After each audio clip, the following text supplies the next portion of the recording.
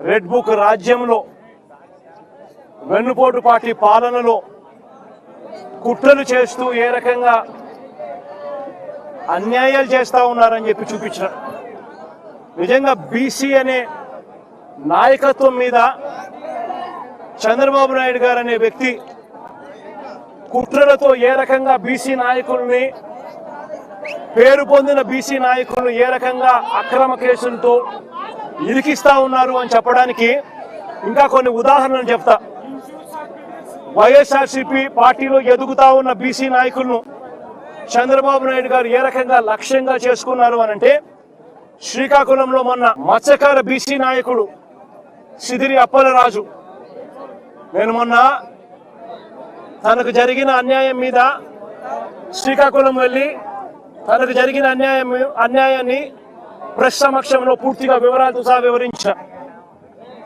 సిదిరి అప్పలరాజు విషయంలో ఓ bike యాక్సిడెంట్ను, car accident కూడా కాదు, ఓ బైక్ యాక్సిడెంట్ను, ఓ రోడ్డు ప్రమాదాన్ని ఏకంగా వక్రీకరించి హత్య కింద, కుట్ర కింద, హత్య కింద బుక్ చేసినారు. ఒక బీసీ నాయకుడు 18 ఏళ్ల కొడుకు బైక్ నడుపుతూ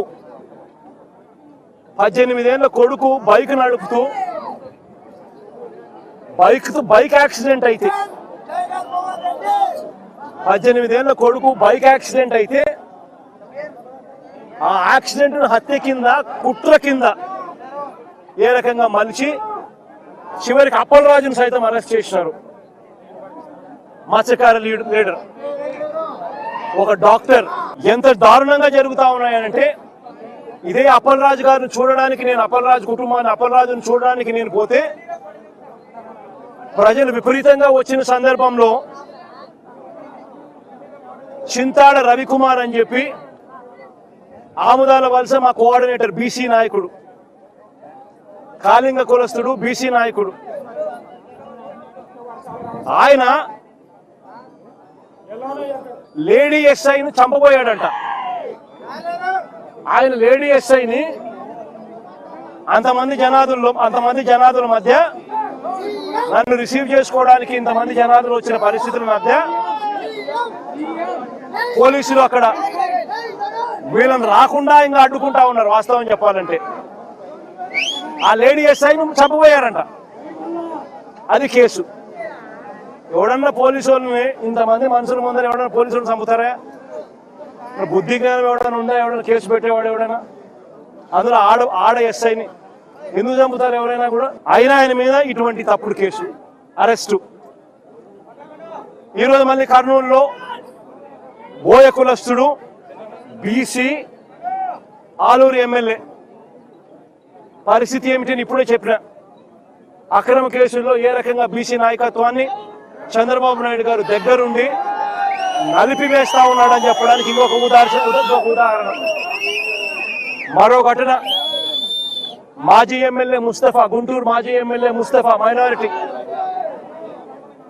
మైనారిటీ లీడర్, ఏ రకంగా అక్రమ కేసు పెట్టి ఏ రకంగా ఆయన అరెస్ట్ చేసినారో ఇంత ముందు కూడా దీని విషయంగా కూడా తన కూతురు కూడా వివరంగా కూడా చెప్పింది.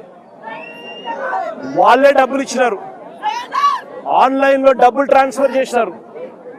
పొగాకు కొనుగోలు చేసేందుకు డబ్బులు వీళ్ళే ఇచ్చి, పొగాకు కొనుగోలు చేసేందుకు వీళ్ళే డబ్బులు ఇస్తే ఆ మనిషి పొగాకు ఇవ్వాల, డబ్బులు వెనక్కి ఇవ్వాల.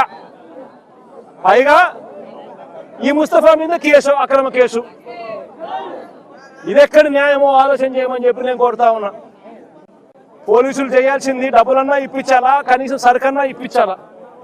డబ్బులు ఇప్పించలేదు, సరుకు ఇప్పించలేదు, పైగా ముస్తఫా మీదనే కిడ్నాప్ కేసు. ఈయన స్వయంగా ఈ మనిషిని తీసుకొని పోయి పోలీసులకు ఈయన స్వయంగా అప్పచెప్పినాడు పోలీస్ స్టేషన్లో. అయినా ఈయన కిడ్నాప్ చేశాడని రివర్స్ ఈయన మీద కేసు. ముస్తఫా ఒక బీసీ మైనారిటీ నాయకుడు. మరో యాదవ నాయకుడు కారుమూరు సునీల్ మన పార్టీ తరఫున ఏలూరు ఎంపీగా తాను పోటీ చేశాడు. కారుమూరు సునీల్ అని చెప్పి బీసీ నాయకుడు, యాదవ కులస్తుడు. ఆయన మీద మరో అక్రమ కేసు. డిస్ట్రిక్ట్ పరిధిలో టెండర్లు పిలుస్తారు. లిక్కర్ ట్రాన్స్పోర్ట్ దానికి సంబంధించి టెండర్లు పిలిచి డిస్ట్రిక్ట్ కలెక్టర్ పిలుస్తాడు ఆయా జిల్లాలలో ట్రాన్స్పోర్ట్ చేసేందుకు. అది మహా అయితే దాంట్లో ఏదైనా మిగిలితే ఏదైనా 2 కోట్లు ఏదైనా మిగిలితే గొప్ప సంగతి. లోకల్ లెవెల్లో జిల్లా లెవెల్లో జరిగే టెండర్లు దాంట్లో ఈ మనిషిని అరెస్ట్ చేసినారు. ఏ కేసు పడితే ఆ కేసు, ఎవడి మీద చేయాలనుకుంటే వాడి మీద అక్రమ కేసులు ఇష్టం వచ్చినట్టుగా పెట్టడం, దొంగ సాక్ష్యాలను క్రియేట్ చేయడం, ఇష్టం వచ్చినట్టుగా అరెస్టు చేసుకుంటూ పోవడం రాష్ట్రంలో ఇవాళ జరుగుతూ ఉన్నది ఇదే. నేను ఒకటే చెప్తా ఉన్నా, ఈరోజు ఎంత దయనీయమైన పరిస్థితిలో, ఎంత హేయమైన పరిస్థితిలో ఈ వెన్నుపోటు పార్టీ పాలనలో ఇవాళ పాలన జరుగుతూ ఉందని చెప్పడానికి ఇంకొక ఎగ్జాంపుల్ చెప్తా. ఇదే జైల్లోకి నేను పోయా. ఇరుపాక్షన్న ఒక ఎమ్మెల్యేని అరెస్ట్ చేస్తే ఇరుపాక్షన్నను చూడడానికి నేను పోయా. ఒక మాజీ ముఖ్యమంత్రిని నేను అవమానించడం కోసం కెమెరాలో లోపలికి పోవడానికి వీడియో తీస్తారు. వీడియో ఒకసారి ఫోటో తీసుకుంటాడు. మామూలుగా ఎవరైనా కూడా కూర్చోబెట్టి లోపలికి తీసుకొని పోయి కూర్చోబెట్టి ఎవరికైనా కూడా ఫోటో తీసి పంపిస్తారు. ఫోటో తీసి తర్వాత పంపిస్తారు. కేవలం నన్ను అవమానించాలని, ఇలా సేడిజం చూడు ఎలా ఉందో, సేడిస్టిక్ మెంటాలిటీ చంద్రబాబు నాయుడు గారికి ఎలా ఉంటుందని చెప్పడానికి చెప్తా ఉన్నా. నన్ను గ్రిల్ బయట నిలబెట్టించి గ్రిల్ బయటనే ఫోటో ఇలా తీస్తున్నారు. నేను అడిగినా, ఇది మామూలుగా అందరికీ ఇదే మాదిరిగానే తీస్తారా అని. ఎందుకనంటే మా ప్రభుత్వ హయాంలో రిఫార్మ్స్ తీసుకొచ్చినాం. పీపుల్ ఫ్రెండ్లీ పోలీస్ స్టేషన్ ఏర్పాటు చేసినాం. పోలీస్ స్టేషన్కి ఎవడైనా వచ్చినా కంప్లైంట్ ఇవ్వడానికైనా కానీ ఇంకొకటికైనా కూడా కూర్చోబెట్టి కర్టసీ ఎక్స్టెండ్ చేసి చిక్కటి చిరునవ్వుతోనే కంప్లైంట్ తీసుకునే వ్యవస్థను మేము తీసుకొచ్చినాం. పీపుల్ ఫ్రెండ్లీ పోలీస్ స్టేషన్ మేము తీసుకొస్తే ఇక్కడ అవమానించే కార్యక్రమం ఎవరికి మాదిరిగా చేయరంట. నేను అడిగిన సూపరింటెండెంట్ను, ఏమన్నా అందరికీ ఇదే మాదిరిగానే చేస్తారా అని. లేదు సార్, అందరినీ మామూలుగా అయితే కూర్చోబెడతాము, మీరు కాబట్టి నిలబెట్టించి మాదిరిగా చేయాలా అని చెప్పి ఆదేశాలు వచ్చినాయి సార్ అంటాడు. ఏమి సేడిజం అంటే ఇది? నేను చంద్రబాబు నాయుడు చెప్తా ఉన్నా, రేపు పొద్దున ఎల్లకాలం మీ ప్రభుత్వమే ఉండదు చంద్రబాబు అని చెప్పి గట్టిగా చెప్తా ఉన్నా. ఏదైతే మీరు ఇస్తున్నారో ఇవే రేపు పొద్దున పనులు అవుతాయి. ఏదైతే తప్పుడు సాంప్రదాయాన్ని మీరు మొదలెడతా ఉన్నారో ఇవే రేపు పొద్దున రెండింతలై మీకు చుట్టుకుంటాయని చెప్పి చంద్రబాబు నాయుడు గారికి గట్టిగా వార్నింగ్ ఇస్తూ ఇవాళ చెప్తా ఉన్నాను. చూస్తా 2 ఏళ్ళు అయిపోయింది. కళ్ళు మూసుకొని కళ్ళు తెరిచేసరికి మరో 3 ఏళ్ళు కూడా అయిపోతుంది.